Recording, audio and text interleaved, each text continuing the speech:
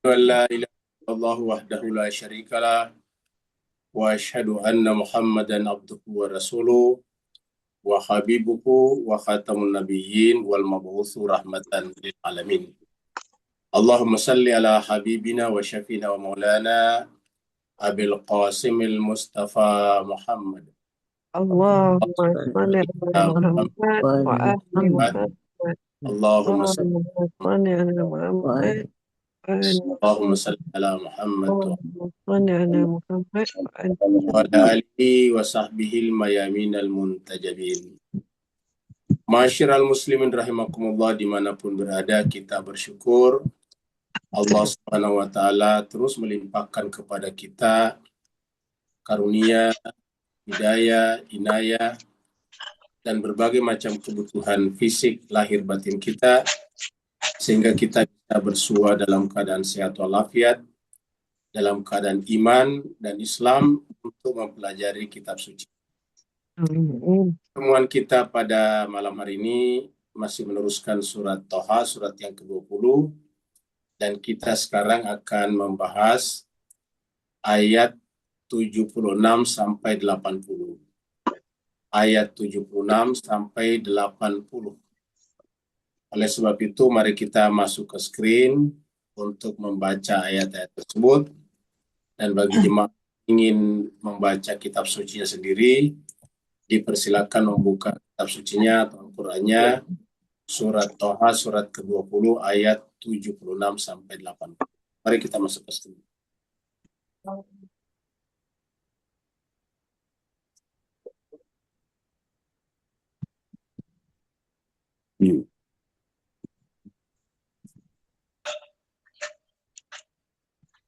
أعوذ بالله من الشيطان الرجيم. بسم الله الرحمن الرحيم. أعوذ بالله من الشيطان الرجيم. بسم الله الرحمن الرحيم. جنات عدن تجري من تحتها الأنهار. جنات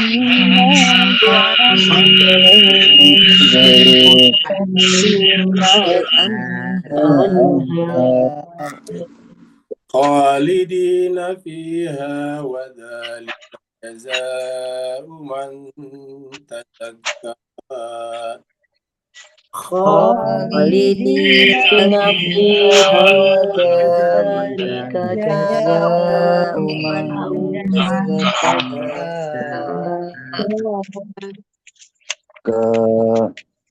ولقد أوحينا إلى موسى أن أسر بعبادي. ولقد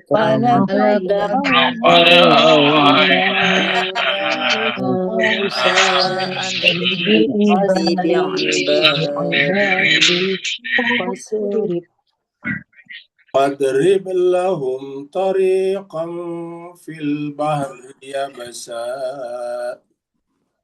فاضرب لهم طريقا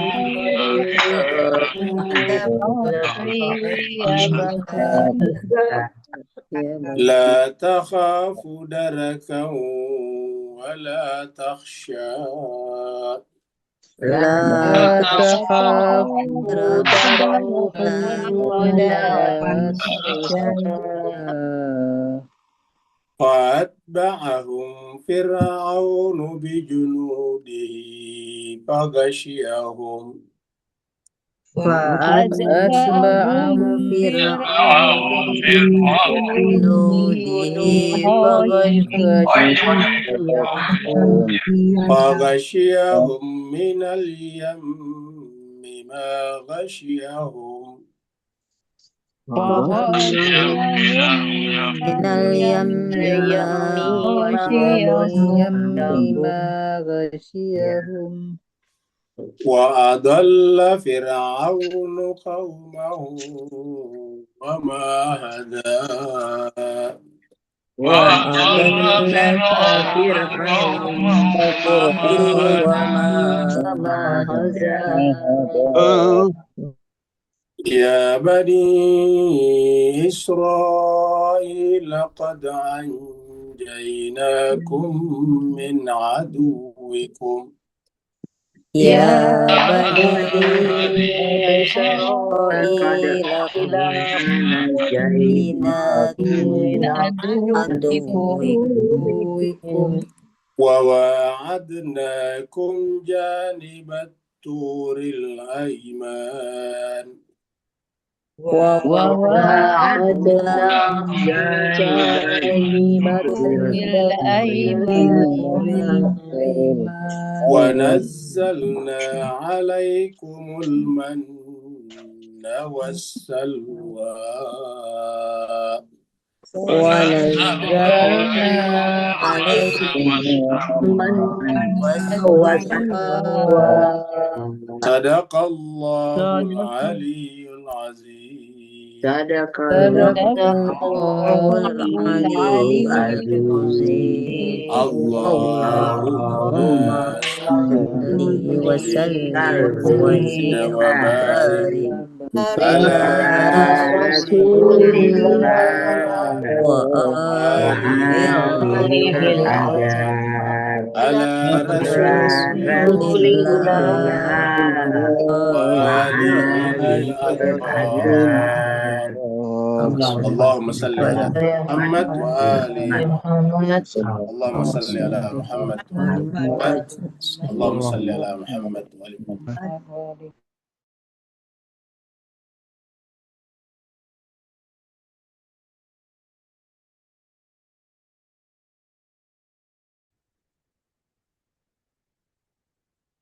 Terima kasih banyak jemaah sekalian telah ikut membaca ayat-ayat suci Al-Quran. Semoga apa yang kita baca tadi Allah SWT menjadikan perantara bagi kita untuk Allah memudahkan kepada kita memahami ayat-ayat tersebut. Karena sebaik-baiknya manusia adalah manusia yang berilmu pengetahuan, dan sebaik-baiknya orang berilmu adalah yang ilmunya berasal dari Allah SWT. Kita teruskan surat Toha, surat yang ke-20. Surat Toha turun di Mekah, maka dikenal dengan istilah surat Makkiyah. Jumlah ayatnya ada 135 ayat, dan tadi kita sudah baca sampai ayat yang ke-80. Seperti biasa kita ulangi satu ayat sebelumnya, yaitu ayat 75. Dan di ayat 75 Allah menjelaskan kepada kita bahwa puncak perjalanan rohani kita ketika mencapai apa yang disebut dengan derajat yang tinggi, ataukah ad-darajatul ula, derajat yang paling tinggi. Dan kita bisa mencapai itu dengan dua syarat utama, syarat besar, yaitu beriman dan beramal saleh. Kalau kita mengisi jiwa kita dengan iman, mengisi perbuatan kita dengan amal saleh, maka Allah akan mengangkat derajat kita menjadi derajat yang tinggi. Di ayat tersebut Allah SWT berfirman, A'udzubillahi minasyaitonirrajim, Bismillahirrahmanirrahim. Wa may ya'tihi mu'minan qad 'amilas shalihat, siapa yang datang kepada Allah dalam keadaan beriman dan juga sungguh telah beramal saleh, faulaika lahumud darajatul ula, maka bagi mereka itulah yang akan mendapatkan derajat yang tinggi. Sebaliknya derajat yang paling rendah apabila datang kepada Allah dalam keadaan mujriman. Ayat 74 adalah datang kepada Allah dalam keadaan mujriman, dalam keadaan hatinya berlumuran dengan dosa, lakukan kejahatan. Sekarang kita masuk pada ayat baru, ayat 76. Apa makna lain daripada ad-darajatul ula? Makna lain daripada darajatul ula adalah surga. Jadi surga ini sebetulnya tak terbayangkan. Ya, kalau terbayangkan oleh kita berarti bukan tinggi. Yang namanya tinggi itu tak terbayangkan.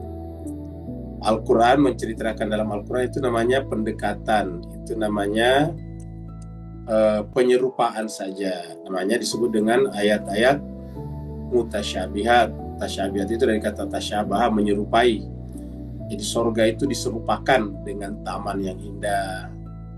Di dalamnya semuanya serba emas, berpakaian sutra, kan begitu kalau perumpamannya dalam Al-Quran. Itu namanya gambaran saja, karena sangat-sangat tinggi dan tak bisa kita bayangkan. Allah mengatakan jannatu adnin. Jadi yang disebut tadi dengan ad-darajatul ula adalah jannatu adnin, sorga aden. Nah, jadi sekaligus menjelaskan kepada kita bahwa sorga itu bertingkat-tingkat. Dan sorga yang paling tinggi itu adalah jannatu adnin. Sorga aden itu adalah sorga yang merupakan pemberian Allah kepada hambanya yang saleh, bersama, berkumpul dengan keluarganya, berkumpul dengan orang-orang tuanya, nenek moyang mereka yang juga saleh, berkumpul dengan pasangan-pasangan mereka, suami istri mereka yang juga saleh, lalu berkumpul dengan anak-anak cucu mereka, anak keturunan mereka yang saleh. Jadi di sanalah keluarga itu berkumpul. Kenapa jemaah sekalian? Karena dalam pandangan Al-Quran, keluarga itu sangat penting. Beda dengan pandangan sebagian manusia modern sekarang. Seakan-akan keluarga itu tidak penting lagi. Yang penting adalah kebebasan individual. Jadi banyak sekarang dalam dunia modern tidak peduli dengan rumah tangga. Yang penting punya pendapatan yang banyak dan bebas kemana-mana.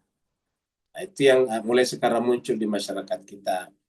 Nah, dalam pandangan Al-Quran, tidak ada kebebasan yang tanpa batas. Dan kebebasan yang paling baik adalah ketika berada dalam rumah tangga. Makanya di dalam Al-Quran, setiap nabi-nabi diceritakan pasti bersama dengan keluarganya. Jemaah sekalian, bacalah Al-Quran, bacalah cerita nabi-nabi. Tidak ada nabi-nabi yang tidak diceritakan tidak bersama dengan keluarganya.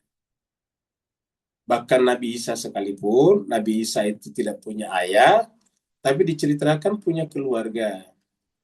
Kalau jemaah sekalian baca surat yang ketiga dalam Al-Quran, namanya surat Ali Imran, nah itu keluarganya Nabi Isa. Jadi keluarga Nabi Isa itu dikenal dengan Ali Imran dalam Al-Quran. Karena Imran itu adalah kakek Nabi Isa, ayah daripada Siti Maryam, Bunda Maryam. Jadi ini adalah keluarga Nabi Isa, itu adalah Ali Imran. Jadi bersama dengan keluarga. Nah, karena keluarga itu inti namanya, boleh dikatakan bahwa inti daripada masyarakat itu adalah keluarga. Jadi inti sarinya masyarakat itu adalah keluarga. Terkadang juga disebut bahwa unit terkecil dalam sebuah negara adalah rumah tangga, keluarga.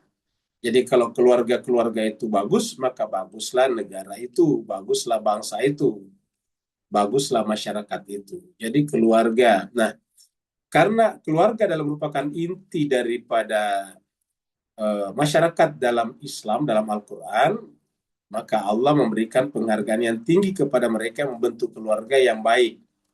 Namanya Jannatu Aden.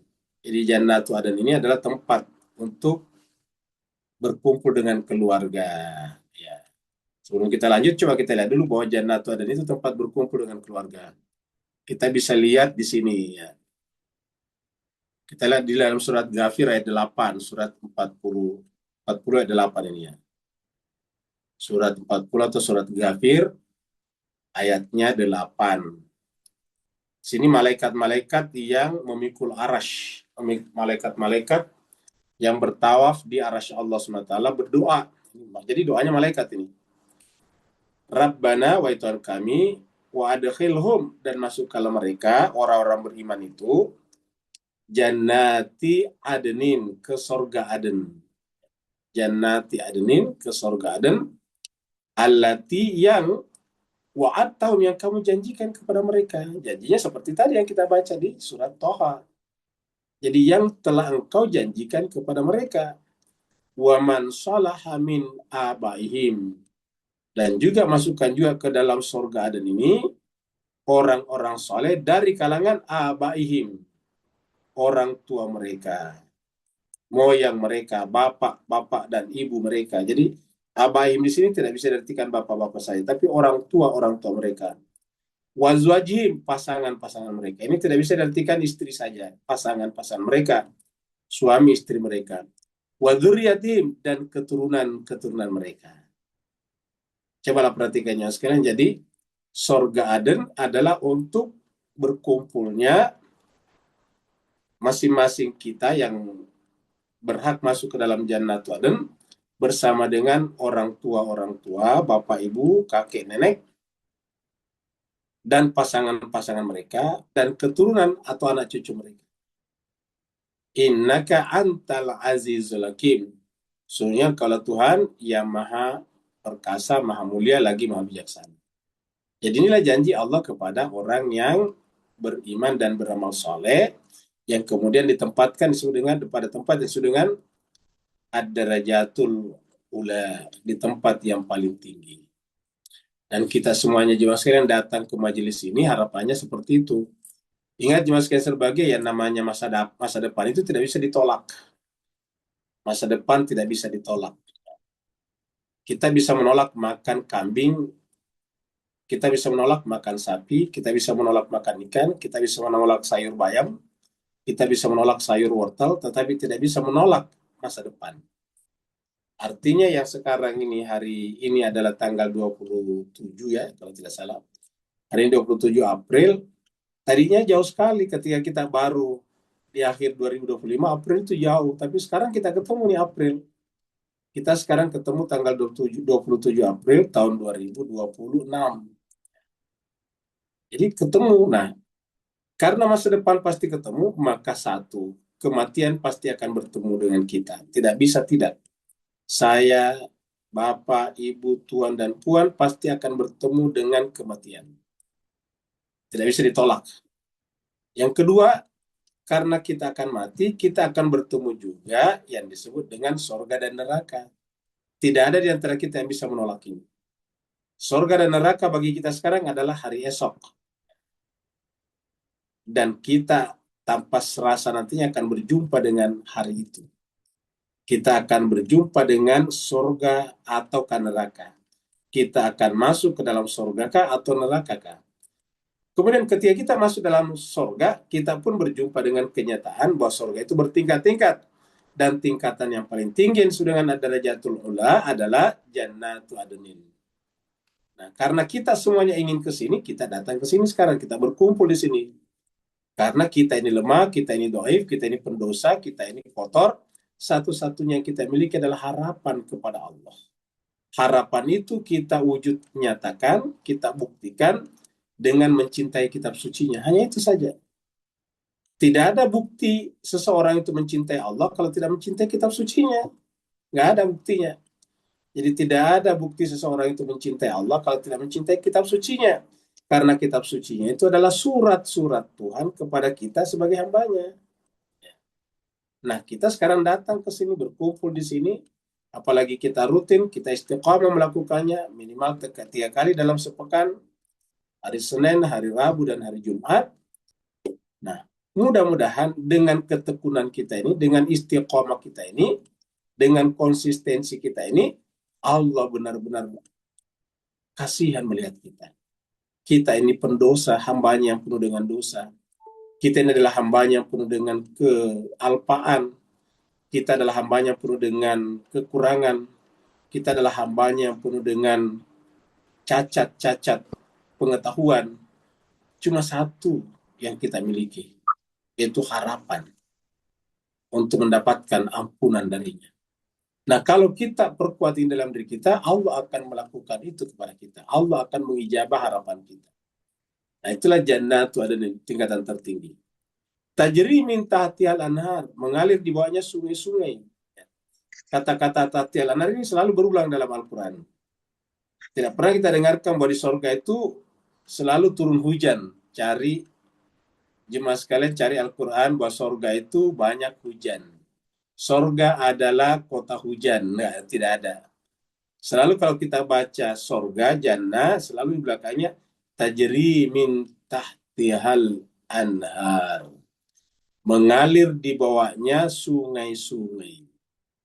Dan apa yang dimaksud mengalir di bawah sungai-sungai? Apa yang kita dapatkan di sana adalah merupakan hasil yang kita tanam di dunia. Hasil itu mengalir sampai di sana. Jadi apa yang kita dapatkan di akhirat, yang kita dapatkan di surga, adalah sesuatu yang mengalir bagaikan sungai ke sana. Inilah yang disebut dengan jariyah. Jariyah itu artinya mengalir. Kata-kata jar, dari kata ini tajri itu mengalir. Jadi amal jariyah itu adalah amal yang mengalir terus-menerus sampai ke surga.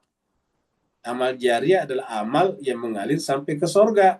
Ingat tadi ayatnya di atas, yang disebut dengan dapatkan jannatul ula itu adalah orang yang datang kepada Allah dalam keadaan mukminan, baru kada amila salihat, baru beramal saleh.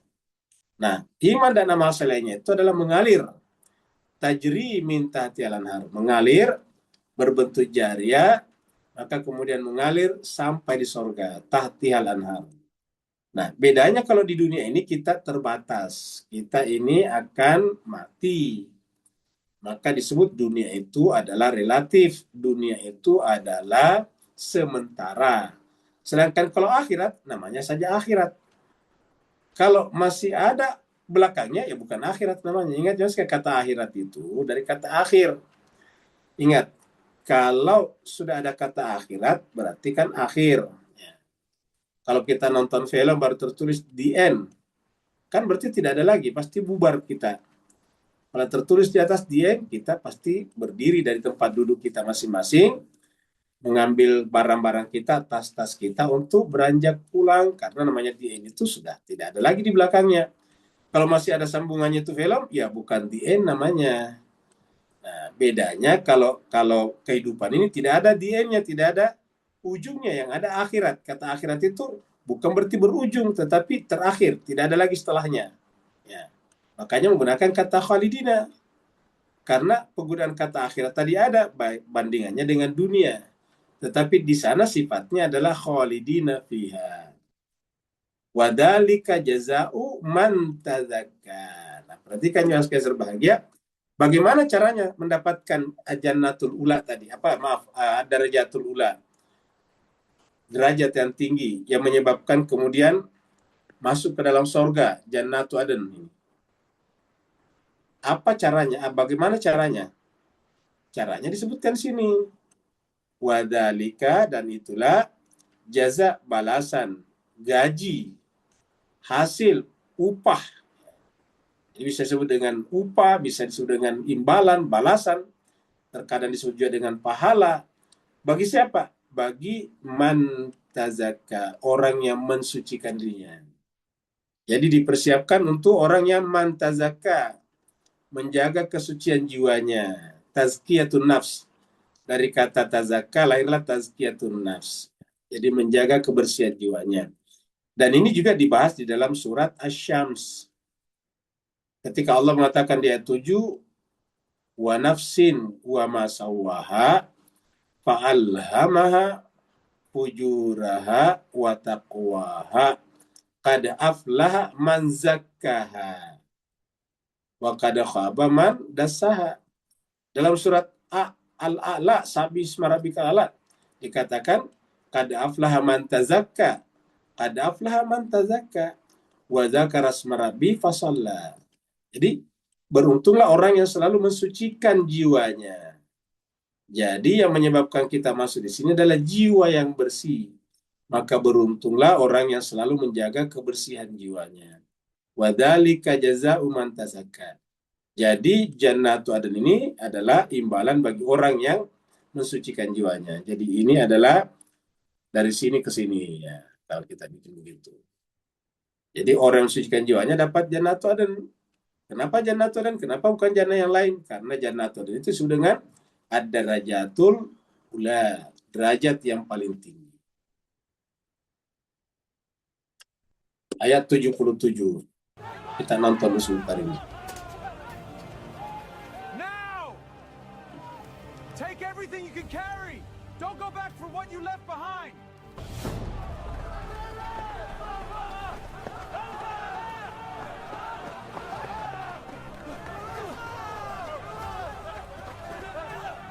Unleavened. There's no time.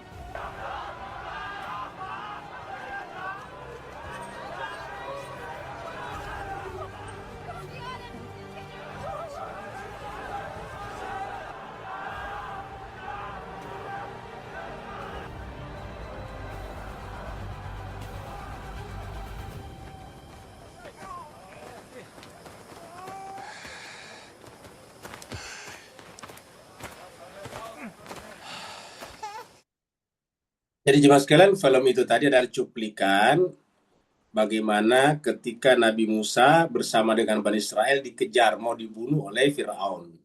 Ingat ya, ini masih berbicara tentang Musa, Harun, dan Fir'aun. Ya.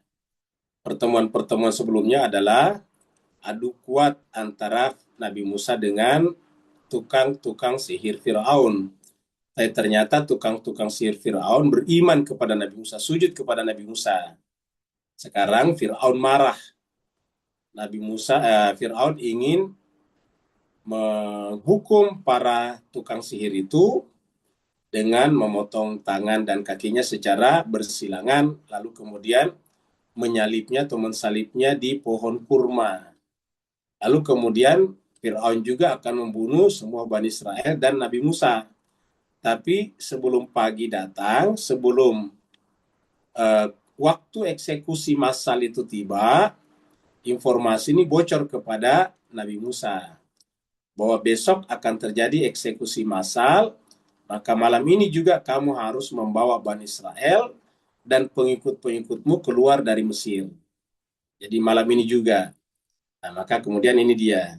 Jadi informasi dari mana Nabi Musa tahu kalau malam ini? Nah, apakah dia membocorkan rapat tertutup, rapat rahasia daripada Fir'aun? Jawabannya ini adalah ayat ini. Walaqad auhayna, dan sungguh kami telah mewahyukan. Jadi artinya bocorannya dari langit, bocorannya dari Allah.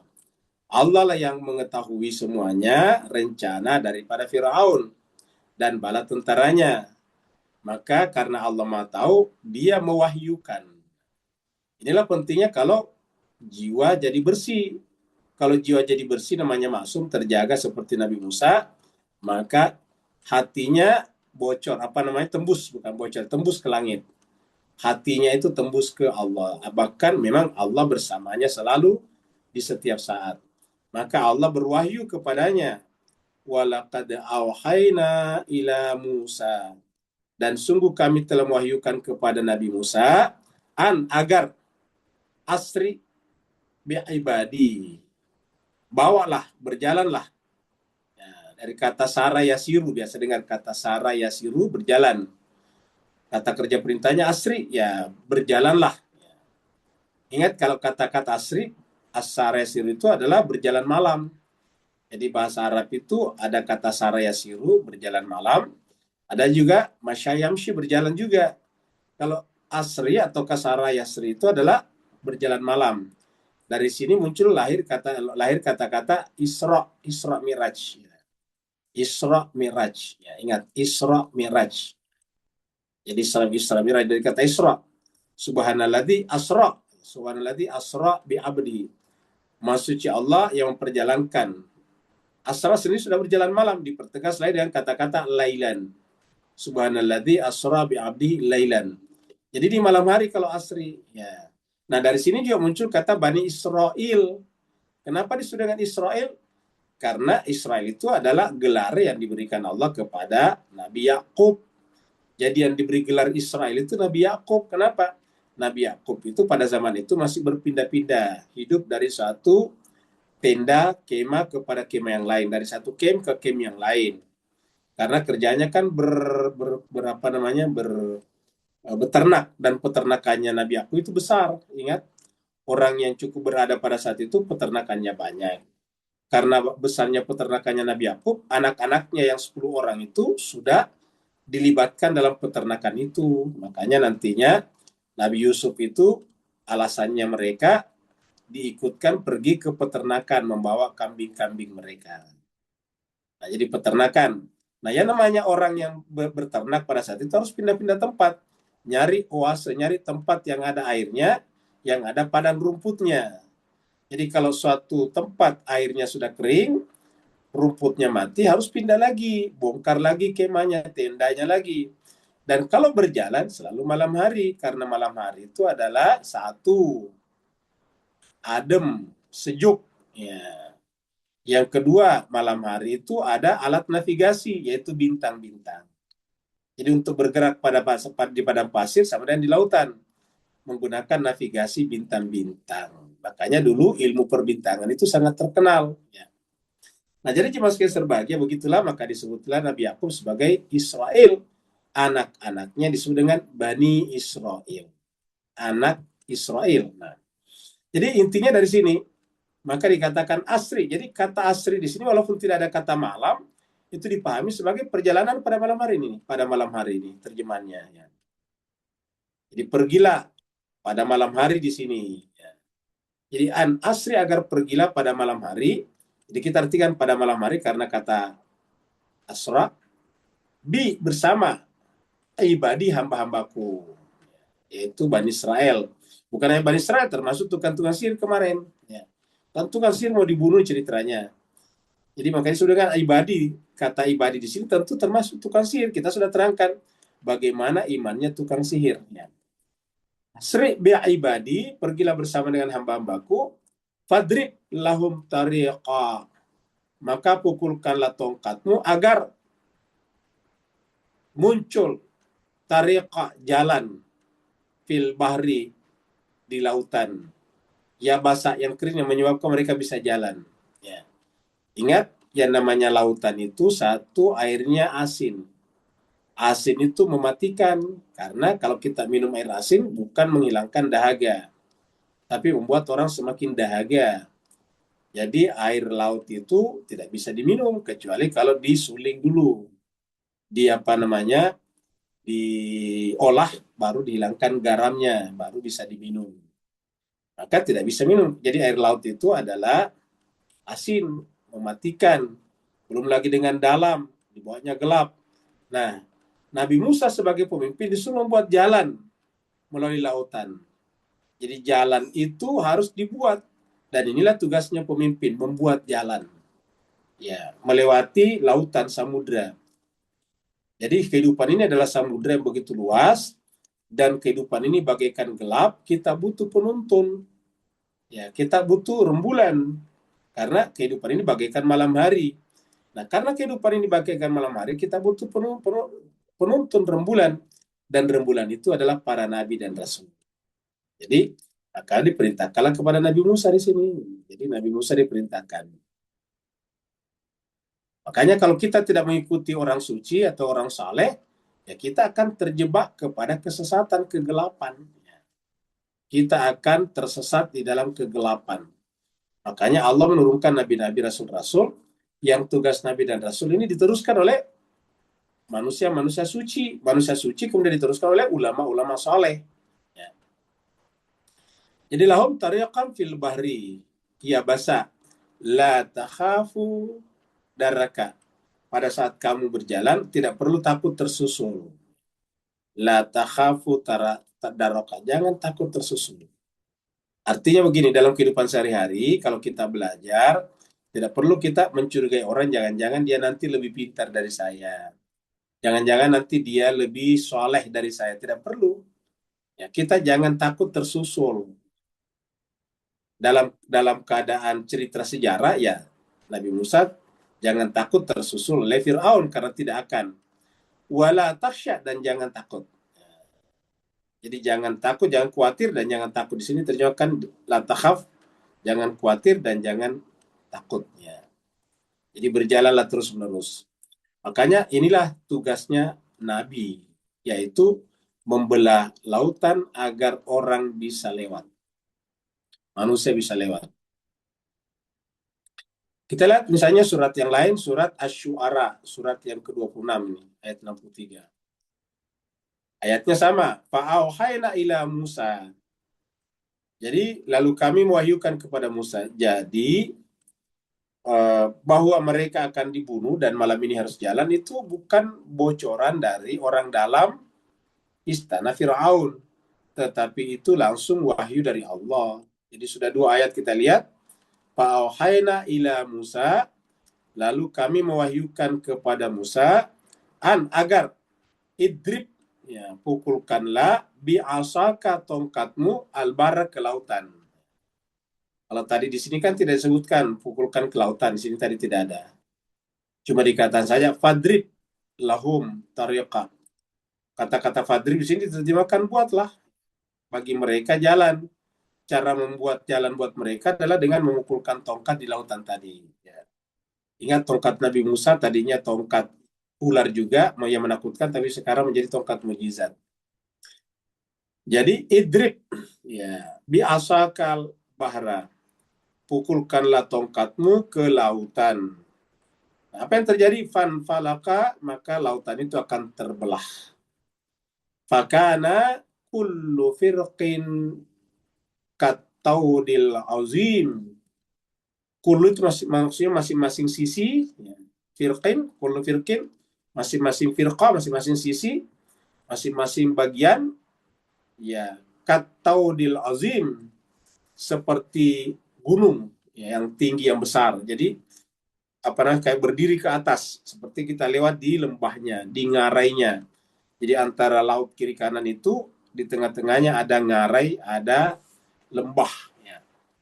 Di sanalah lewat itu Nabi Musa dan pengikut-pengikutnya. Jadi pukulkanlah tongkatmu ke lautan, niscaya laut itu akan terbelah, lalu setiap belahan, setiap bagian akan menjadi seperti gunung yang besar. Jadi di sini dipertegas bahwa Nabi Musa memukulkan tongkat.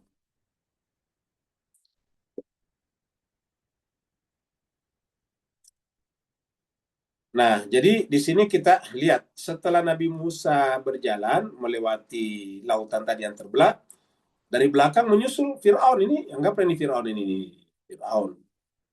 Fir'aun menyusul, ini Fir'aun, orangnya Fir'aun semua ini, jenderal-jenderalnya. Jadi Fir'aun menyusul, ya. Ini semuanya ikut ke sini, nanti begitu menyusul, lautnya kemudian tertutup lagi. Ya, jadi pada saat mereka ikut, lautnya tertutup. Akhirnya menenggelamkan semuanya. Ini adalah ilustrasi yang bagus, ya. Jadi setelah mereka menyusul, maka kemudian laut atau ombak ini menutup mereka. Terjadilah yang disebut dengan kehancuran total, tenggelam. Ya, jadi seperti ini. Jadi ombak lautan menggulung mereka. Sedangkan Nabi Musa, ombak itu terbelah dan memberi jalan bagi mereka. Disinilah kehancuran total kekuatan Fir'aun dan militernya. Kekuatan militer Fir'aun berakhir dengan mereka semua tenggelam di bawah permukaan air. Menandai akhir dari pengejaran tersebut. Ingat, menandai akhir pengejaran tersebut. Mungkin dalam waktu dekat kita akan menyaksikan ini juga terjadi sekarang ketika Amerika Serikat terus-menerus mengejar Iran, nuklirnya Iran. Diceritanya kan Amerika mengejar-ngejar terus nuklirnya Iran, alasan mereka nuklir, ya. Mengejar-ngejar nuklirnya Iran dengan melakukan berbagai macam sanksi, embargo, blokade. Nah, kita akan menyaksikan sebentar lagi bahwa mereka akan mengalami kehancuran total. Kalau Bapak, Ibu, Tuan dan Puan rajin baca berita terakhir ini, gejala itu sudah semakin kuat. Gejala itu semakin kuat bahwa negara besar ini akan runtuh seperti mana runtuhnya Fir'aun. Apa sebabnya? Karena ada kesamaan, yaitu Mesir pada saat itu dipimpin oleh orang sombong, arogan, yaitu memperturutkan keinginannya, hawa nafsunya, yaitu Fir'aun, sedangkan Bani Israel dipimpin oleh seorang nabi, Nabi Musa, bersama dengan Harun. Nah, begitu sekarang, Amerika dipimpin oleh Donald Trump, yang namanya beribu kali disebut dan sering diberitakan terlibat dalam pedofili, pemerkosaan anak di Pulau Epstein, ya, di Pulau Epstein. Nah, jadi itu terjadi. Sementara yang dilawan apa? Sebuah negara yang dipimpin oleh ulama, ya, yang tenang dalam kondisi apapun juga. Nah, jadi kita akan menyaksikan ini. Ingat, kata tergulung ombak bukan berarti Amerika tergulung ombak, itu kan lebih kepada simbolik, ya, bahwa Fir'aun dulu memang tergulung ombak. Tapi itu sebetulnya bisa berlaku dimanapun ya, selama dimananya secara simbolik. Nah, kita lihat fa'atbahum Fir'aunu, Lalu Fir'aun mengikuti mereka dari belakang. Namanya mengikut kan berarti dari belakang. Jadi Fir'aun mengikuti mereka. Mengikuti siapa? Mengikuti Nabi Musa dan Bani Israel. Jadi Fir'aun mengikuti mereka. Mereka di sini adalah Nabi Musa bersama dengan bi'ibadihi, bersama dengan hamba-hamba Allah. Ya. Fir'aun dengan siapa? Bijunudi, dengan bala tentaranya yang besar. Jadi kita lihat ini bala tentaranya yang besar. Jadi Fir'aun dan bala tentara yang besar, bala tentaranya mengikutinya. Ya. Kita sebut tentaranya itu besar karena dia negara superpower pada saat itu. Fagasyahum minal yami magasyahum. Lalu kemudian mereka, Fir'aun dan bala tentaranya, tergulung oleh lautan atau ombak. Kita artikan saja ini ombaknya. Secara bahasa al-yam itu air yang besar ya. Jadi ataukah karena kalau laut itu kan lebih kepada al-bahar. Tadi sudah disebutkan juga bahar. Penyebutan yami di sini adalah air yang besar. Jadi maka kemudian air itu kemudian menelan mereka, menggulung mereka. Pengulangan di sini ini kan gasyahum, baru diulangi lagi gasyahum. Jadi di sini ada kata gasyahum, gasyahum. Sini juga gasyahum terulang. Kecuali fa-nya ini cuma tambahan ya, fa-nya cuma tambahan.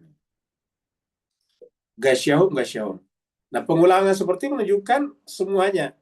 Jadi bisa kita artikan, lalu Fir'aun dan bala tentaranya mengikuti Nabi Musa dan pengikut-pengikutnya, lalu Allah menenggelamkan mereka dengan lautan, dengan tenggelam sesempurnanya, setenggelam-tenggelamnya.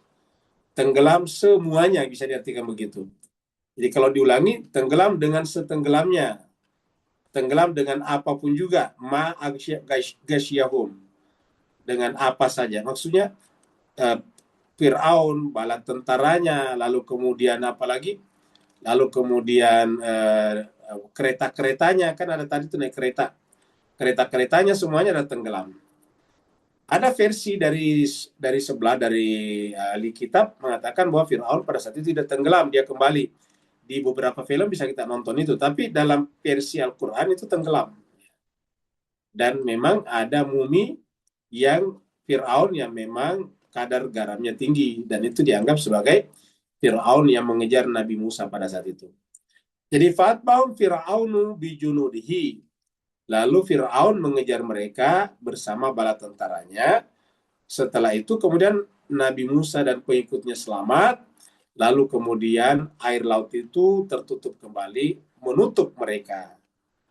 Dan tertutuplah sempurna itu lautan. Jadi tertutup secara sempurna itu lautan dan menenggelamkan Fir'aun dan bala tentaranya di dalamnya. Kita lihat surat Yunus, surat yang ke-10. Wajawazna bi Bani Israil al-bahra. Jadi Bani Israel itu selamat. Dan kami menyelamatkan Bani Israel al-bahra melalui lautan itu. Jadi diseberangkan dulu Bani Israel. Setelah menyeberang, fa'atba'ahum Fir'aun wa junuduh. Lalu kemudian Fir'aun dan bala tentaranya mengikutinya dari belakang bagian wa adwan, dengan penuh dendam dan amarah. Kita artikan ini dengan penuh dendam atau dengan penuh amarah dan permusuhan. Adwan itu permusuhan, dengan penuh permusuhan. Jadi bagian wa adwan, penuh iri hati, bagian itu bisa bermakna iri hati juga, penuh iri hati dan permusuhan. Mengejar. Jadi artinya benar-benar tidak ada cara lain, harus menghabisi Nabi Musa dan pengikutnya. Akhirnya kemudian dia ikut di belakang. Hatta iza adrakahul gharqu, sampai ketika Fir'aun itu sudah tertutup oleh air, maksudnya akan tertutup oleh air, al-gharqu akan tenggelam. Iza adrakahul gharqu, ketika air akan tertutup menenggelamkannya, qala, berkatalah Fir'aun, amantu, saya sekarang sudah beriman, annahu, bahwa la ilaha illa, tidak ada ilah selain alladzi amanat bihi banu Israil. Saya sekarang sudah yakin tidak ada ilah, tidak ada Tuhan selain daripada Tuhan yang diimani oleh Bani Israel. Wa ana minal muslimin. Dan saya sekarang sudah mau berserah diri. Tapi apa masalahnya jemaah sekalian? Ini terlambat. Karena ini sekarang sudah tertutup lautan. Yang benar adalah para pesihir. Jadi apa yang dikatakan Firaun di sini mengikuti tukang sihirnya. Kan tukang sihirnya sebelumnya mengatakan begitu juga jemaah sekalian. Masih ingat pembahasan sebelumnya. Kami telah beriman kepada Tuhannya Musa dan Harun, kan begitu. Ya. Amanna birabbi Haruna wa Musa. Ya. Kami telah beriman kepada Tuhannya Harun dan Musa. Nah, kalau di sini, aku pun kata Firaun beriman kepada Tuhan yang diimani Bani Israel, dan saya pun telah berserah diri. Tapi ini terlambat. Ya. Jadi yang namanya bertobat itu tidak boleh terlambat. Harus di awal ketika masih kuat, masih ada waktu untuk membuktikan keberimanan itu.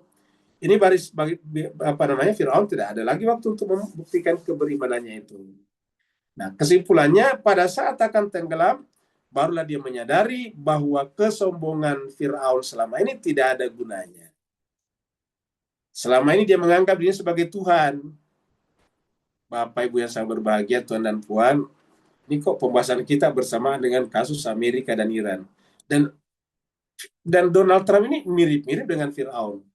Mungkin Bapak Ibu mengetahui bahwa Donald Trump juga telah memposting dulu gambar menganggap dirinya seperti Nabi Isa yang menyembuhkan orang sakit. Kan ada dulu tuh sampai diprotes oleh seluruh masyarakat, baru Donald Trump sendiri men-take down, menurunkan gambarnya dari sosial medianya.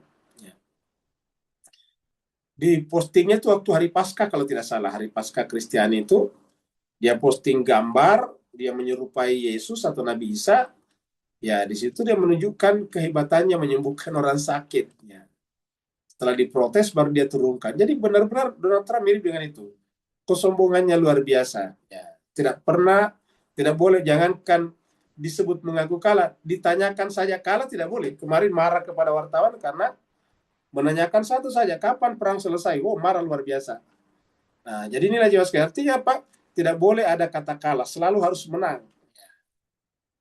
Tidak boleh, harus menang. Nah, artinya apa? Ini kan puncak kesombongan sebetulnya.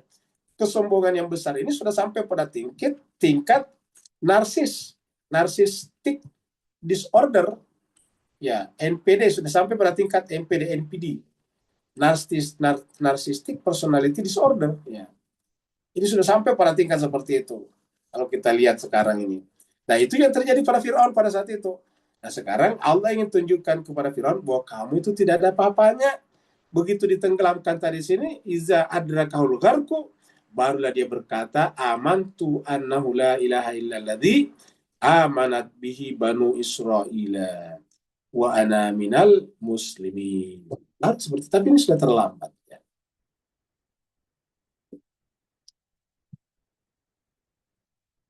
Nah, jadi inilah jemaah sekalian bahayanya kepemimpinan. Jadi kepemimpinan itu ada dua macam. Kepemimpinan yang membinasakan dan kepemimpinan yang menyesatkan.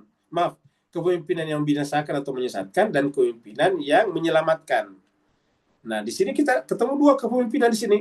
Kepemimpinan Nabi Musa di satu pihak dan kepemimpinan Firaun di pihak yang lain. Kepemimpinan Nabi Musa menyelamatkan orang-orang tertindas. Sedangkan kepemimpinan Firaun menyesatkan, menenggelamkan, membinasakan. Maka jemaah sekalian, ini memang benar-benar pemimpin itu penting sekali. Ya. Maka dikatakan di sini dalam surat Thaha ini adalah bahaya kepemimpinan yang menyesatkan. Nah, coba kita lihat sini, analisis kepemimpinan Firaun. Jadi kepemimpinan Firaun itu ada 3 karakternya di sini. 1, tindakannya menyesatkan. Tindakan Firaun itu menyesatkan. Ketika masyarakat mengikutinya, ya ikut tersesat juga. Nah, di sini menggunakan adalla, menyesatkan. Firaun menggunakan otoritas dan kekuasaannya untuk membawa kaumnya menjauh dari jalan kebenaran. Kemudian yang kedua, ketiadaan petunjuk. Wa mahada. Jadi adalla wa mahada. Wa adalla Fir'aunu qaumahu wa mahada. Firaun menyesatkan kaumnya dan tidak ada petunjuk. Jadi tidak mengikuti petunjuk. Ayat ini menegaskan bahwa tidak ada bimbingan atau arah yang bermanfaat yang diberikan Fir'aun kepada pengikutnya. Yang ketiga, karakter yang ketiga, kegagalan peran pemimpin. Seorang pemimpin seharusnya menjadi sumber hidayah, petunjuk. Nah, jadi aslinya itu seorang pemimpin harus menjadi sumber hidayah, petunjuk. Namun dalam konteks ini, Fir'aun justru menjadi penghalang bagi kaumnya untuk melihat kebenaran. Jadi pemimpin itu bisa jadi penghalang bagi kaumnya karena kaumnya ketakutan berbeda pendapat dengan pemimpin. Karena kalau kaumnya berbeda pendapat dengan pemimpin, pemimpinnya murka, marah, mereka bisa dihukum dengan sangat-sangat berat. Wa adalla fir'aunu qaumahu wa ma hada. Jadi Firaun menyesatkan kaumnya dan membawa kaumnya tanpa petunjuk, tanpa hada. Ingat kata-kata hada itu tanpa memandu. Ini hada di sini adalah fi'il madhi. Di sini juga fi'il madhi juga ini. Fi'il madhi. Adalla itu fi'il madhi. Bedanya kalau adalla ini adalah perbuatan Fir'aun menyesatkan. Tentu dia sesat dulu, jadi dia sesat dan menyesatkan. Kalau di sini memandu, dia tidak memandu kaumnya. Tanpa petunjuk sebetulnya ini, tanpa petunjuk. Jadi inilah jemaah sekalian berbahagia, perhati-hatinya kita mengikuti manusia dalam kehidupan ini. Apakah manusia itu adalah memberi petunjuk ataukah menyesatkan? Makanya jemaah sekalian, karena kita ini termasuk Al-Fakirin adalah manusia yang sangat-sangat jauh daripada kesucian, ya artinya dibandingkan dengan insan suci itu kita ini tidak ada apa-apanya. Maka satu-satunya jalan yang paling aman bagi kita ini adalah menyampaikan kepada masyarakat petunjuk yang sudah ada. Ya, petunjuk yang sudah ada.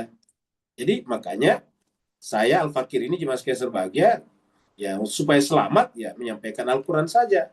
Karena kalau menyampaikan pendapat-pendapat takutnya berbeda dari kebenaran Al-Quran, nah itu berbahaya. Nah maka kita lebih baik menggunakan Al-Quran. Karena hada ini ada satu asal kata dengan huda. Huda itu Al-Quran kalau sekarang pada zaman Nabi Muhammad ini. Ingat zalikal kitab la raiba fi huda. Syahrul Ramadan alladzi unzila fihil Quran huda linnasi. Ya, jadi Al-Quran itu adalah petunjuk. Nah, dengan demikian kalau pada zaman Nabi Musa tentu adalah Taurat. Kenapa Fir'aun tidak mau menggunakan Taurat? Bahkan ingin membunuh pembawa Taurat, yaitu Nabi Musa. Kalau pada zaman Nabi Muhammad kita ini, bahkan sudah ada umat Nabi Muhammad yang mengaku umat Nabi Muhammad membunuh pembawa Al-Quran, yaitu Sayyidina Ali bin Abi Thalib dibunuh pada bulan Ramadan di masjid ketika sedang memimpin sholat subuh. Kita lihat di sini, surat Ar-Rum, surat 39.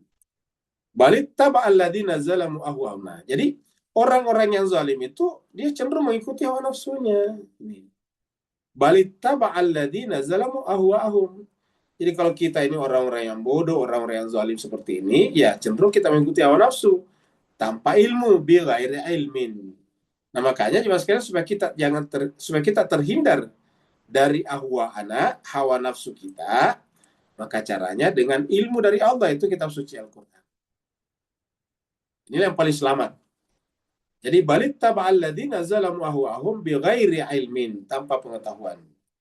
Fama yahdi, siapa yang mengikuti petunjuk, siapa tidak ada yang bisa. Jadi kita artikan di sini, siapa lagi yang bisa memberikan petunjuk? Man adallallah, bagi orang yang telah Allah sesatkan.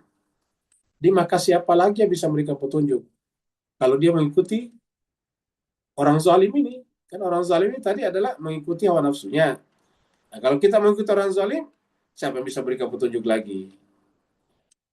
Wa ma lahum min nasirin, dan bagi mereka tidak ada pertolongan. Wa may yahdi man adallallah wa ma lahum min nasirin. Tidak ada lagi yang bisa memberikan petunjuk. Allah tidak akan memberikan petunjuk kepadanya dan Allah tidak akan memberikan pertolongan. Tentu kita berlindung dari Allah dari kasus seperti ini. Ayat terakhir, ayat 80. Jadi tiga karunia terbesar Allah kepada Bani Israel, yaitu karena ada petunjuk di sana yang datang dari Allah melalui Nabi Musa, sehingga mereka bisa selamat. Yang pertama nanti adalah penyelamatan dari musuh, yaitu tadi menyeberang lautan. Kemudian di perjalanan ada perjanjian Gunung Tursina. Apa perjanjiannya? Yaitu berpegang teguh kepada kitab suci ini. Ilustrasinya bagus nih. Jadi perjanjian di Gunung Tursina itu agar mereka semuanya mau mengambil kitab suci sebagai pedoman. Sampai ketika diangkat ini dia katakan Gunung Tursina itu naik ke atas. Karena mereka kan sepanjang perjalanan setelah selamat itu, selama perjalanan itu membangkang dan membantah terus kepada Nabi Musa. Mereka tidak ada yang mengikuti kitab suci yaitu Taurat. Akhirnya kemudian Allah angkat Gunung Tursina, seakan-akan akan jatuh di atas kepala mereka, baru kemudian mau bersumpah untuk berpegang teguh kepada kitab suci. Nah, setelah itu jemaah sekalian berbahagia, baru turunlah karunia dari langit, al-manna was-salwa. Jadi kalau kita lihat di sini jemaah sekalian, sekarang kita ini berada dalam keadaan hidup. Berarti Allah telah menyelamatkan kita. Nah, tugas berikutnya adalah berjanji untuk berpegang teguh kepada kitab suci. Kalau kita melakukan ini, Allah akan memberikan jaminan al-manna was-salwa. Sampai sekarang orang tidak habis pikir, kok ada negara yang diembargo, yang diisolasi, yang disanksi selama 47 tahun, tapi kok bisa sekuat Iran itu? Ya, dikeroyok oleh dua negara besar, Amerika dan Israel, tetapi yang terjadi adalah sebaliknya. Pengeroyoknya yang kecapean. Pengeroyoknya yang kehabisan amunisinya, kehabisan senjatanya, kehabisan rudalnya. Justru mereka kehabisan. Sekarang ini Amerika, Donald Trump terutama pusing kepalanya menghadapi Iran. Bayangkan tidak pernah ada negara yang mempermainkan Amerika seperti sekarang. Iya, Iran menolak untuk berdialog dengan Amerika Serikat. Kemarin dia meninggalkan Pakistan. Kita dengarkan berita terakhir, petinggi Iran mengatakan kami tidak akan bernegosiasi lagi dengan Amerika berkenaan dengan nuklir kami. Tidak ada gunanya. Luar biasa kan? Ya. Ya, artinya apa? Amerika sekarang benar-benar tidak punya power lagi di hadapan Iran, dipermalukan. Padahal Donald Trump selalu membangga-banggakan diri sebagai negara terbesar itu yang paling kuat, paling besar militernya. Jadi jemaah sekalian, Allah berfirman, ya Bani Israel, wahai Bani Israel, pada anjainakum, sungguh kami telah menyelamatkan kalian, min aduwikum, dari musuh kalian, yaitu tadi menyeberang di lautan, Laut Merah. Dan sekarang ini waktu perang Amerika, Israel, dan Iran, itu Laut Merah sering disebut-sebut juga. Ya. Jadi Laut Merah yang disebut-sebut itu juga pada zaman ini. Pada zaman Nabi Musa, cuma bedanya kalau Laut Merah sekarang, yang dekat Bab Al-Mandab itu, yang dekat dengan keluar ke Laut Oman, Laut Arab. Kalau Laut Merah yang di seberang Nabi Musa agak di ujung sana, ya, ke arah Yordania, ke arah Mesir, Yordania. Jadi, ya Bani Israel kada anjainakum min aduwikum, baru kemudian wawa adnakum janibat turil aimani. Lalu kami membuat perjanjian dengan kalian di sebelah kanannya Gunung Tursina. Turil Aiman, Gunung Tur bagian kanan sebelah kanan. Ya, mereka di sana diambil sumpahnya untuk berpegang teguh pada kitab suci. Nah, baru kemudian wanazzalna alaikumul manna wassalwa. Lalu kemudian kami turunkan kepada kalian al-manna wassalwa. Al-manna wassalwa. Ada yang mengatakan al-manna itu adalah jenis daging, sedangkan as-salwa jenis manisan. Tapi kalau kita baca hadis sebagian juga mengatakan al-manna itu adalah semacam cendawan, ya, fungi, tapi enak dimakan, kayak daging lah, dagingnya berbentuk itu lembar-lembaran. Was-salwa. Nah, jadi ini kita temukan di dalam Al-Quran juga beberapa kali. Ya. Kita lihat di sini surat Maryam. Wa nadainahu min janibit turil aimani. Jadi dan kami memanggil Bani Israel bersama dengan Nabi Musa min janibit turil aimani, di sisi Gunung Tursina sebelah kanan. Wa qarrabnahu najiyya, dan kami mendekatkannya. Karena kami mendekatkan Nabi Musa dan tentu Bani Israel, najiyah, ya, untuk bercakap-cakap. Nah, jemaah sekalian, ada yang mengatakan bahwa sesuai dengan ayat di tempat lain, pada saat bertemu dengan Allah di Gunung Tursina ini bersama Bani Israel, itu hanya dipilih beberapa orang Bani Israel, ada 70 orang dipilih oleh Nabi Musa karena banyak sekali, dipilih terutama pemimpin-pemimpin dari dari sekte suku-sukunya masing-masing, baru kemudian berjumpa di Janibit Turil Aimani. Sekarang kita lihat hadis berikut ini. Doa minta kesucian jiwa. Karena tadi kita lihat syarat untuk masuk surga Aden, mendapatkan derajatul ula adalah tazakka tadi. Man tazakka, orang yang mensucikan jiwanya. Nah, di sini ada doa minta kesucian jiwa. Ini dari Nabi. Jadi ini adalah karena Nabi sallallahu alaihi wasallam yaqul, Nabi biasa berdoa, Allahumma, ya Allah, tahhirni, sucikanlah jiwaku, bisalji, dengan salju, wal baradi, dengan embun, wal ma'il barid, dan juga dengan air yang dingin. Kenapa mesti air? Karena ingat, jiwa kita itu, ini kan simbolik ya, jiwa kita itu bagaikan pakaian. Kalau jiwa kita kotor, sama dengan memakai pakaian kotor. Kalau pakaian kita kotor, tentu kita akan mencucinya dengan seperti ini.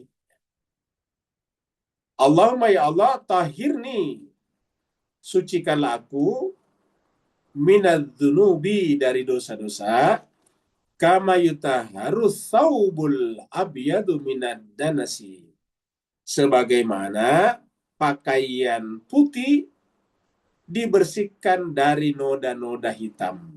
Danas itu noda hitam, kotoran. Jadi Allah, sucikanlah jiwaku sebagaimana baju putih itu terbersihkan dari noda hitam. Jadi artinya apa? Jiwa yang sudah terbebas daripada kotoran, dia akan menjadi pakaian putih. Jadi jiwa kita itu pakaian. Kalau dia kotor, berarti pakaian kotor, hitam. Sedangkan kalau dia bersih, menjadi pakaian putih. Ats-tsawbul abyadu, pakaian putih yang terbebas dari ad-danas. Hadis riwayat Nasai nomor 400. Hadis berikutnya.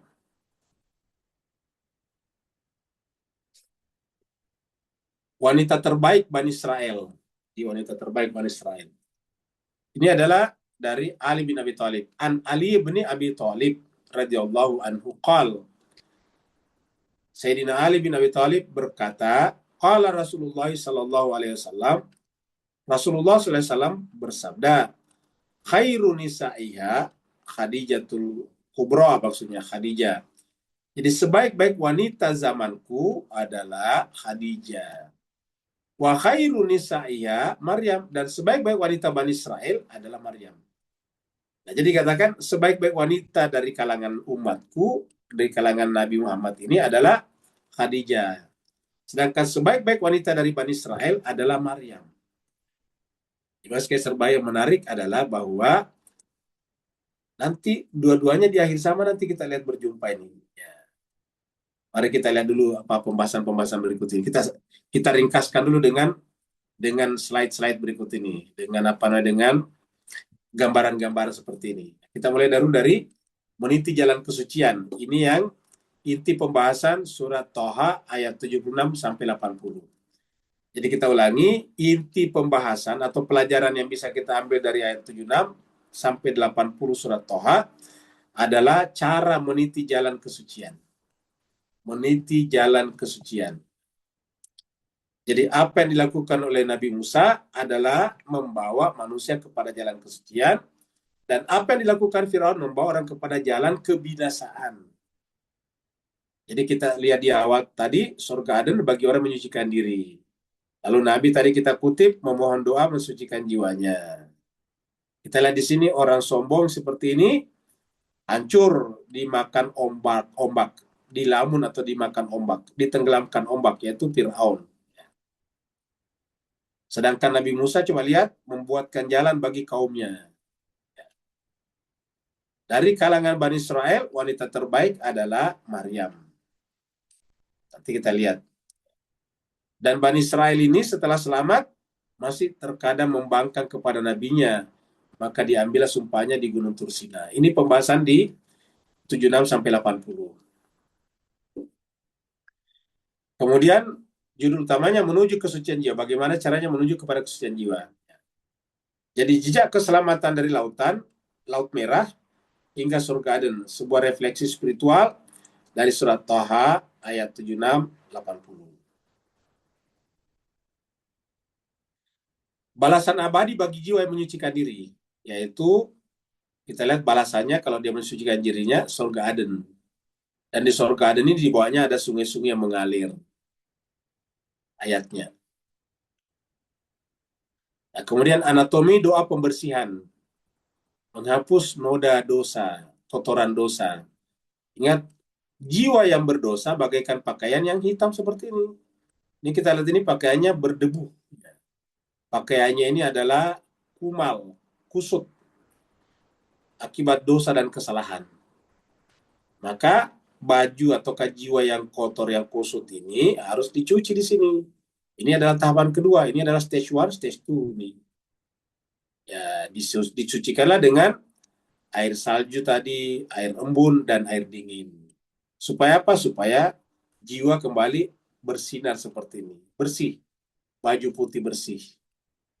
Ya, Thawbul Abyad tadi namanya. Ini adalah tingkatan stage 3. Ini kotor sekarang kita di sini, ya sekarang kita harus melakukan di sini nih, tazkiyatun nafs. Ya. Tazkiyatun nafs ini diibaratkan menggunakan air salju, air embun, dan air dingin.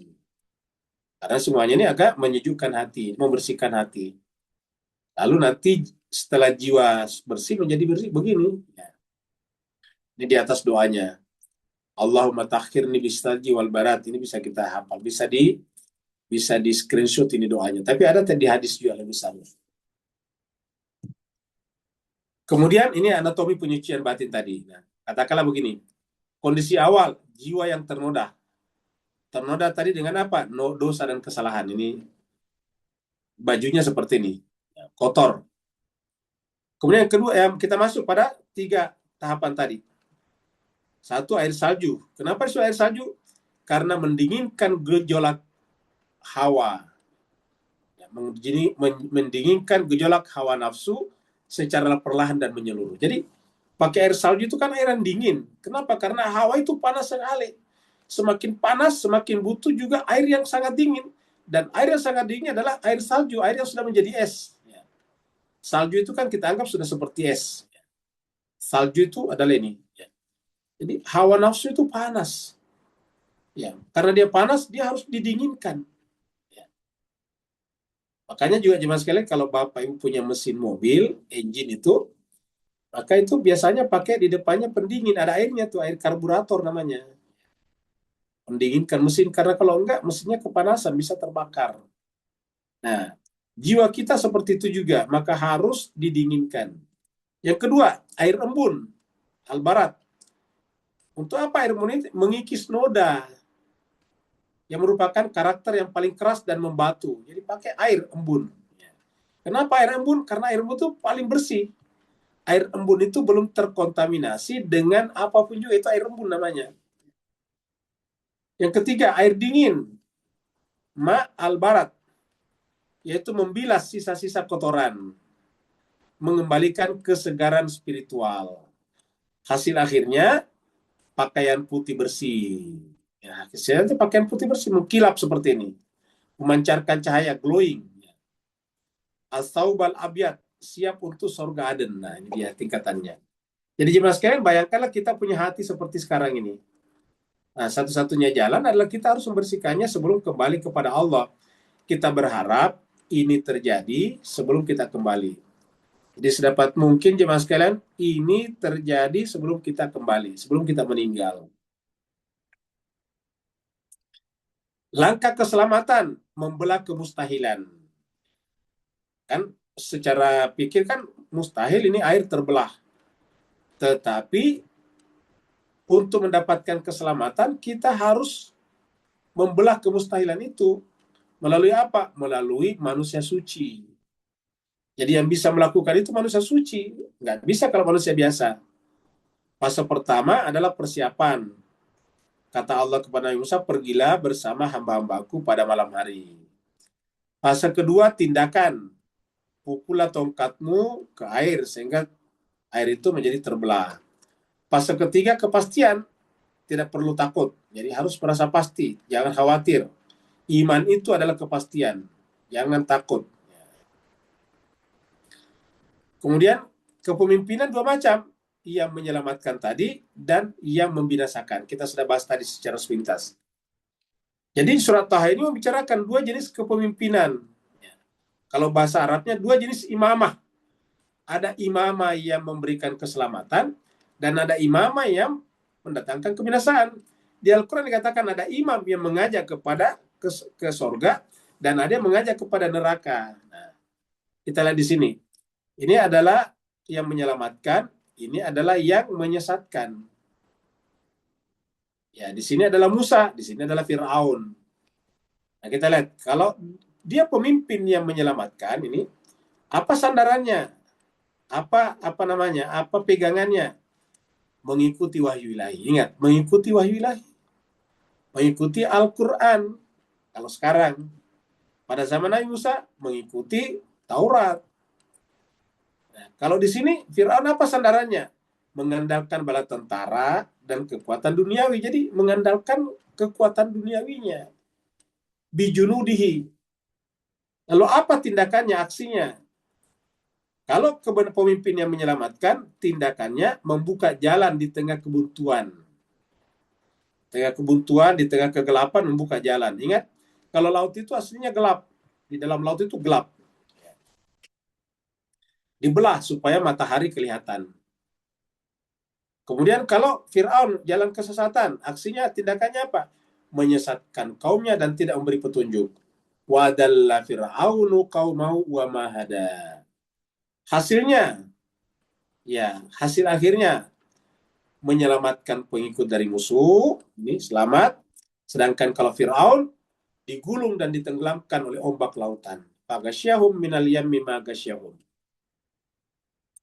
3 anugerah di seberang lautan. Jadi seberang lautan ada 3 anugerah. Yang pertama, keselamatan fisik, diselamatkan dari musuh. Yang kedua, ikatan spiritual, perjanjian di sisi kanan Gunung Tursina, yaitu supaya mereka tetap istiqomah dengan kitab suci. Kemudian rezeki melimpah dari langit. Kemudian ini adalah puncak kesucian berlintas zaman, yaitu warisan Khadijah dan Maryam. Khairun nisa'iha Khadijatun.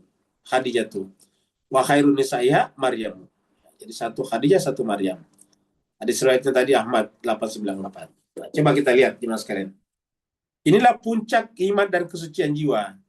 Ini kita lihat pilar kekuatan dan keimanan bagi umat Nabi terakhir, Nabi Muhammad. Sedangkan Maryam puncak kesucian dan ketaatan dari Bani Israel. Nah, dari sini jemaah sekalian berbahagia, lahirlah nanti Fatimah. Nanti melahirkan Hasan, Husain. Di sini lahirlah Nabi Isa. Nanti Fatimah ke bawah melahirkan namanya Imam Mahdi. Nabi Isa juga diangkat, ini diangkat. Itu yang pertama. Yang kedua, nah kita hapus dulu Pak Buya supaya jangan ramainya. Itu tadi. Itu yang pertama tadi. Yang kedua, karena katakan ini puncak iman. Di akhir zaman kita melihat duanya bergabung.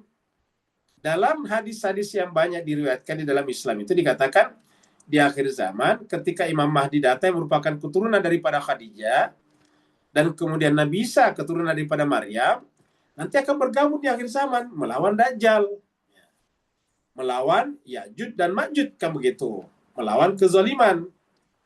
Bergabunglah dua itu. Nah, Bapak, Ibu, Tuan dan Puan, ini benar-benar ya seperti yang dikatakan kitab suci ini. Kok bisa di akhir zaman sekarang ini bergabung antara pengikutnya ini yang soleh. Jadi dari keturunannya Nabi nantinya melalui Khadijah itu lahirlah orang-orang soleh yang nanti kemudian melawan sekarang pelaku kejahatan, membela Palestina. Ya. Begitu juga dari keturunannya Maryam juga ada yang baik, membela Palestina juga, bahkan membela Iran. Coba kita lihat jemaah sekalian. Adanya nggak ada.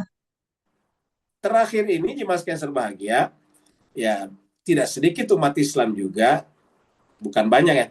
Kata tidak sedikit bukan berarti banyak, tapi artinya ada umat Islam juga yang tetap tidak terima kalau Iran itu bersungguh-sungguh melawan Israel. Ya. Ada, bahkan menyerang sampai sekarang menyerang Iran. Bahkan menyebut pemimpinnya Iran itu bukan Ayatullah, tetapi itu syaitan. Begitu. Ada yang seperti itu. Nah, di sini juga ada begitu. Donald Trump itu kan juga mengaku sebagai orang Kristen. Mereka orang di Amerika itu mayoritasnya Protestan. Ya. Nah, jelas kan. Tapi di sini juga ada yang baik, yaitu Katolik sekarang yang dipimpin oleh Paus Leo itu benar-benar membela Iran mati-matian, luar biasa. Ya. Jadi Paus Leo dari sini membela Iran, Iran dari sini nih. Ya. Kemudian sebelum Paus Leo siapa lagi? Yaitu orang-orang Kristen Ortodoks dari timur, terutama yang ada di Eropa Timur. Begitu juga misalnya Kristen Ortodoks yang ada di Lebanon, seperti misalnya Maronit, itu membela juga Hizbullah. Nah, ini luar biasa aja mas kalian. Itu adalah dari atas ini, pengikut daripada Nabi Isa. Nah, di akhir zaman kita sudah lihat keduanya ini konvergen, mulai ketemu. Ini puncak iman dan kesucian jiwa dari Khadijah binti Khuwailid dan Maryam binti Imran. Luar biasa. Ini yang terjadi sekarang di akhir zaman ini. Menyibak lautan dunia, menyucikan palung jiwa. Keselamatan fisik, ini kita lihat di sini, dan keselamatan spiritual. Jadi akan ada keselamatan fisik, negara selamat seperti Iran, tapi ada keselamatan spiritual juga, yaitu mengikuti jalannya orang-orang suci, mengikuti jalannya para maksumin. Pertolongannya selalu hadir bagi mereka yang melangkah dengan iman, membebaskan kita dari belenggu musuh di dunia dan dari belenggu dosa untuk menuju surga Aden ataukah Darajatul Ula. Saya kira itulah pembahasan kita pada kesempatan malam hari ini. Yang mau bertanya dipersilakan. Assalamualaikum Ustaz. Ya silakan Pak. Alhamdulillah warahmatullahi wabarakatuh. Muhammad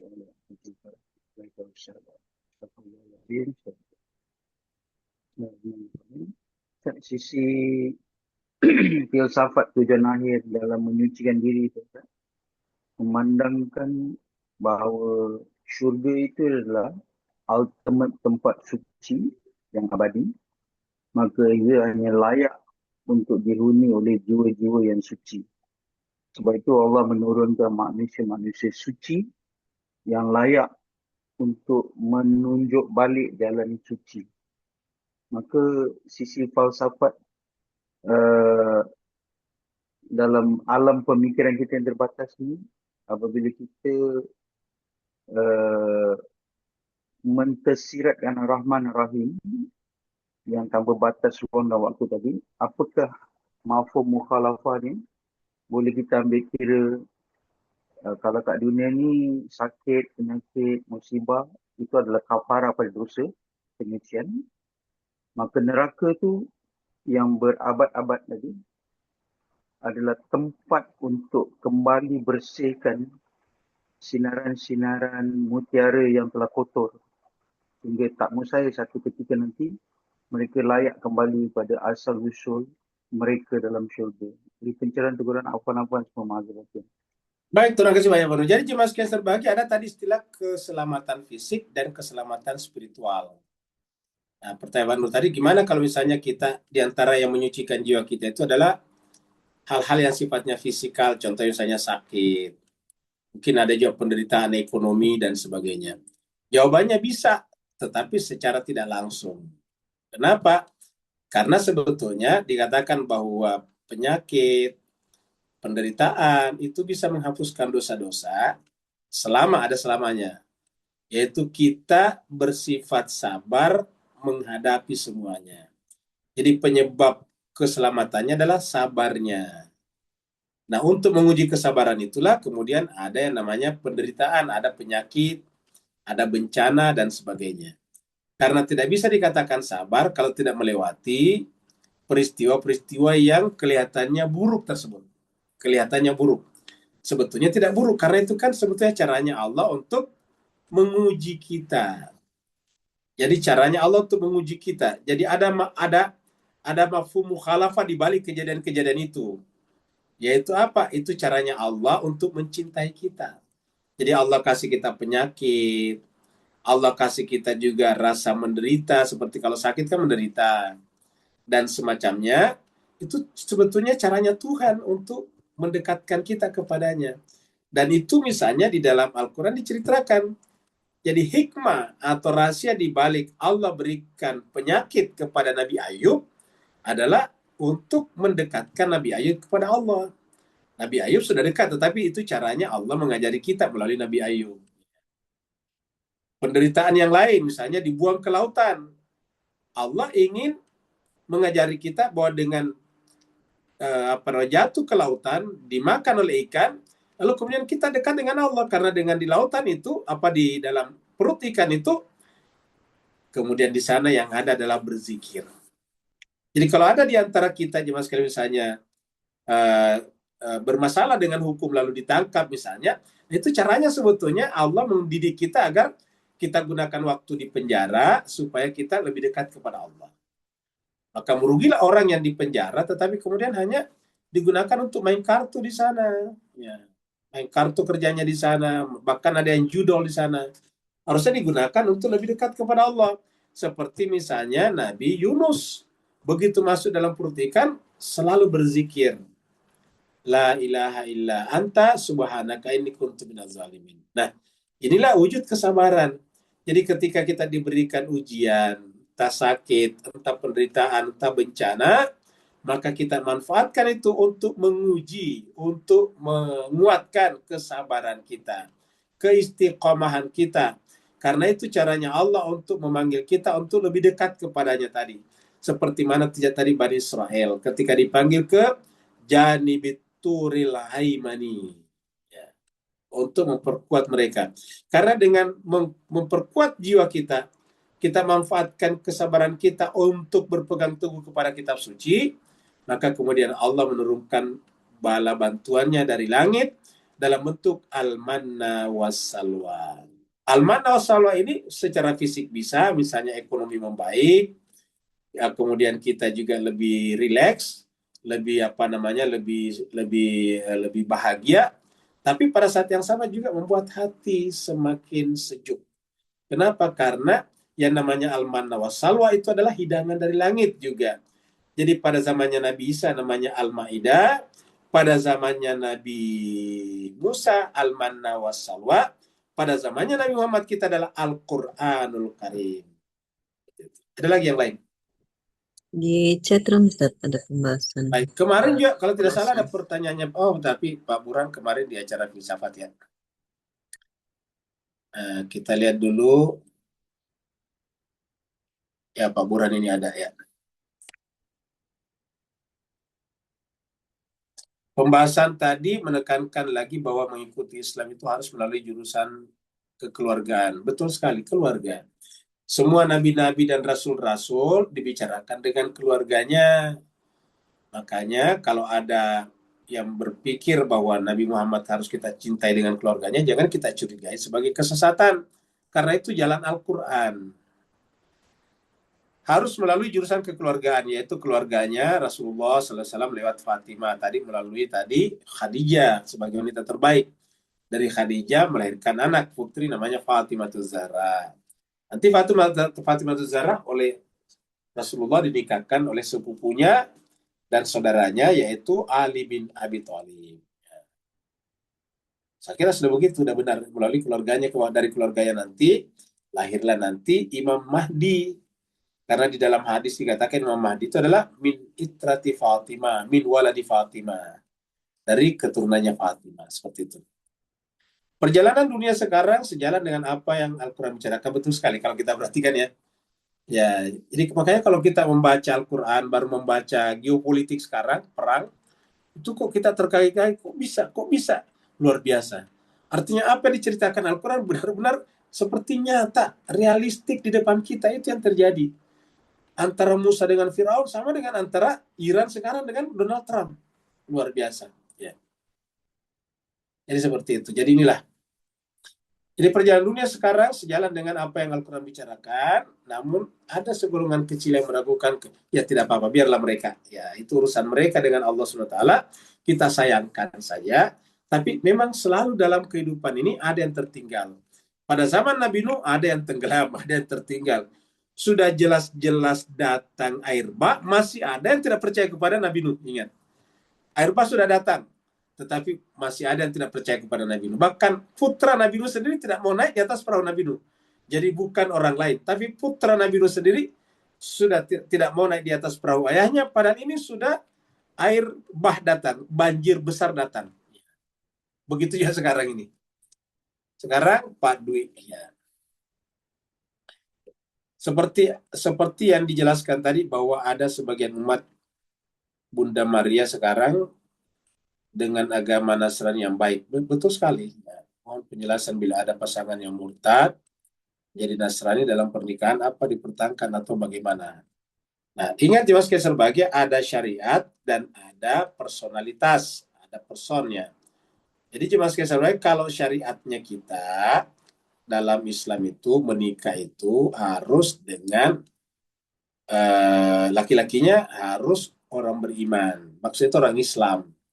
Sedangkan perempuannya saja yang boleh, tapi sebaiknya juga orang Islam, tapi sah kalau dia orang ahli kitab. Ingat, ahli kitab. Itu secara syariatnya. Karena dalam spiritual itu harus bermulai dari syariat, seperti mana makna Al-Quran dimulai daripada teksnya. Kalau kita menolak teksnya, ya maknanya kita tidak dapat. Nah, maka itu yang terjadi. Maka persoalan dia nanti Nasraninya baik, lain soal. Itu urusannya dengan Allah. Tapi secara syariat, sama misalnya, kalau ada orang sholat tidak khusyuk, ya itu lain soal. Tetapi dia sudah sholat, menggugurkan kewajibannya. Kalau dia sudah sholat, sudah benar, persoalan dia tidak khusyuk itu urusan lain. Nah begitu juga, kalau dia Nasrani, non-Islam, berarti tidak boleh menikah dengan laki-laki Muslim. Tidak boleh nikah dengan perempuan Muslim. Kalau dia laki-laki Nasrani. Secara syariat harus kita. Nah, bagaimana kalau dia meneruskan perintah itu terserah dianya. Mempertahankan itu terserah dia, tapi secara syariat tidak benar. Secara syariat itu tidak seperti itu. Sama misalnya kalau ada orang tidak salat, ya secara syariat salah. Bagaimana kalau dia tetap tidak salat? Ya itu urusan dia dengan Allah, kan begitu. Tidak perlu kita ribut sama dia juga karena dia tidak salat. Ingat, salat itu tiangnya agama. Salat itu tiangnya agama. Kalau ada orang Islam tidak salat berarti salah, kan begitu.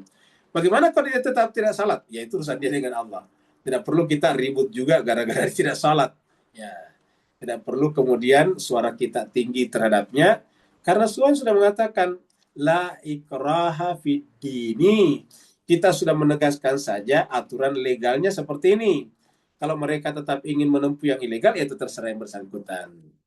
Kalau di dunia ada hukum dunia seperti kalau kita berjudi akan ditangkap polisi, di akhirat Allah akan mengadili kita. Seperti itu. Terima kasih banyak atas perhatian Bapak Ibu sekalian, atas segala kekurangan. Wassalamualaikum warahmatullahi taala wabarakatuh. Waalaikumsalam warahmatullahi wabarakatuh. Terima kasih banyak Pak Ustaz. Pak Ustaz. Terima kasih Bu Ayu. Assalamualaikum. Assalamualaikum.